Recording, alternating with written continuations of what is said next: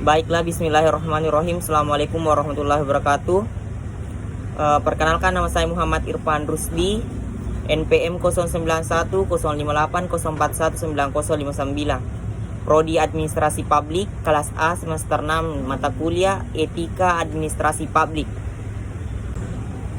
1. Pengertian negara. Negara adalah sebuah organisasi atau badan tertinggi yang memiliki kewenangan untuk mengatur perihal yang berhubungan dengan kepentingan masyarakat luas.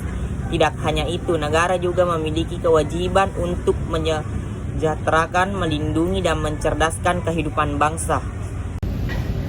1. Negara Kesatuan Unitaris. Indonesia merupakan satu di antara negara yang menganut bentuk negara kesatuan. Itulah mengapa Indonesia sering disebut dengan Negara Kesatuan Republik Indonesia atau NKRI. Negara kesatuan adalah negara yang pemerintahan tertinggi dilakukan oleh pemerintah pusat yang memberlakukan aturan berdasarkan undang-undang yang berlaku.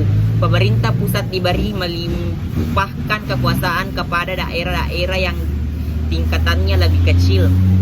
Pemerintah bisa memberikan hak otonomi daerah kepada daerah di bawahnya untuk dapat menjalankan aturannya sendiri, namun hal tersebut harus tetap berdasarkan aturan dan keputusan dari pusat.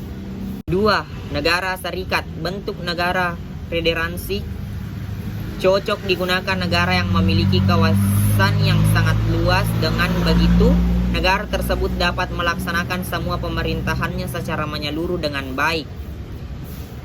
Kedaulatan negara tersebut tetap dimiliki oleh pemerintah federal yang berada di pusat, namun negara-negara bagian lain di dalamnya juga memiliki kekuasaan yang besar untuk mengatur rakyatnya sendiri. Hal ini tentunya merupakan kekuasaan yang lebih besar daripada daerah yang ada di negara kesatuan. Kondisi tersebut membuat negara federasi lebih mudah dalam mengatur pemerintahannya. Hal itu karena kekuasaan dan kewajiban langsung dibagikan kepada negara bagian di dalamnya.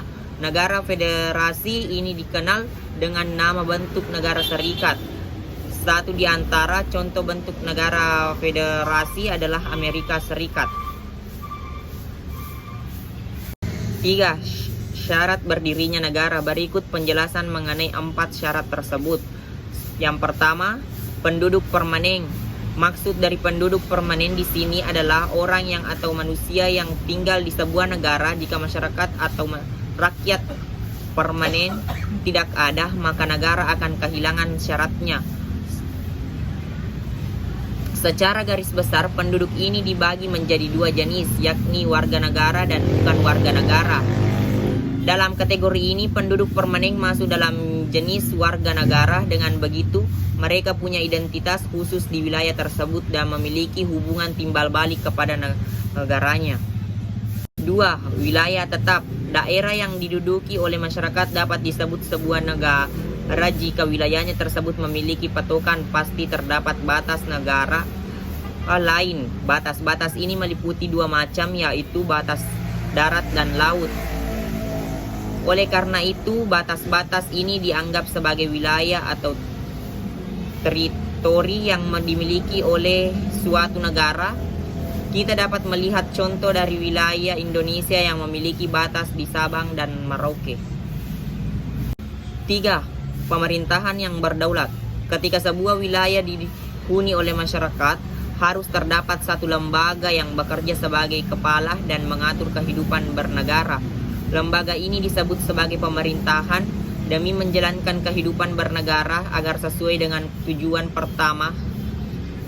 Dibentuknya negara, pemerintahan yang berdaulat diakui dan diberi kuasa untuk mengatur. 4. Kemampuan untuk menjalin hubungan dengan negara lain. Sebuah negara memerlukan proses yang panjang agar dapat mencapai syarat ini. Dapat dikatakan bahwa menjalin hubungan dengan pihak luar berarti pihak luar tersebut mengakui kedaulatan pemerintah sebuah negara. Dengan begitu, negara-negara secara internasional mengakui suatu negara baik secara kenyataan dan seorang hukum bahwa sebuah negara telah lahir, tentunya dengan memiliki penduduk, wilayah, dan pemerintahan yang mengaturnya.